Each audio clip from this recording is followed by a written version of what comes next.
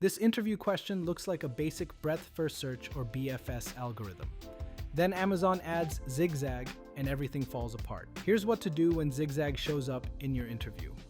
This tip alone is worth the entire video. Zigzag traversal alternates direction on each level. Left to right, then right to left, then left to right. Consider a tree with root 3, left child 9, right child 20, and node 20 has left child 15 and right child 7. In normal level order, we'd get 3, then 9 and 20, then 15 and 7. But in zigzag order, we get 3, then 20 and 9, notice we reverse the second level, then 15 and 7. Here's where 90% of candidates crash and burn. They overthink it, trying 2 stacks, complex reversal logic during traversal. No need for that. There's an elegant solution, regular BFS with conditional reversal. Use a queue for BFS, track the level, reverse odd levels. That's it. The key insight, Zigzag is just normal traversal with post-processing. Let me walk you through the algorithm step by step. The first 3 code parts are: tree node class defines our tree structure, list to tree converts the array input into an actual tree, and zigzag level order is where the magic happens. I'll focus on that third part. First, we handle the edge case. If the tree is empty, we return an empty list. Then we initialize our result list, a queue containing just the root node and a level counter starting at 0. Now comes the main loop. While our queue isn't empty, we're going to process exactly 1 level at a time. This is crucial. We capture the current size of the queue, which tells us how many nodes are in the current level. We create an empty list to store this level's values.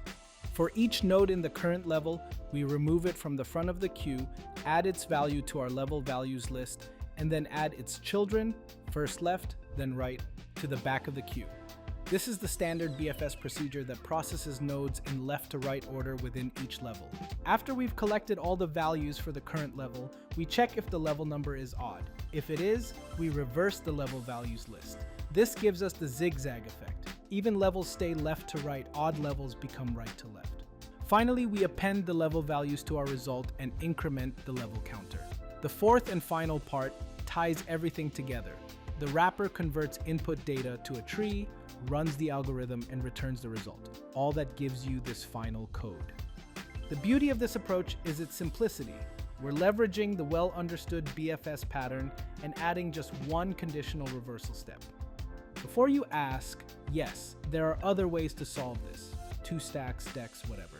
But they're harder to code correctly under pressure, so you better ignore them. Now, for some interview tips. 1.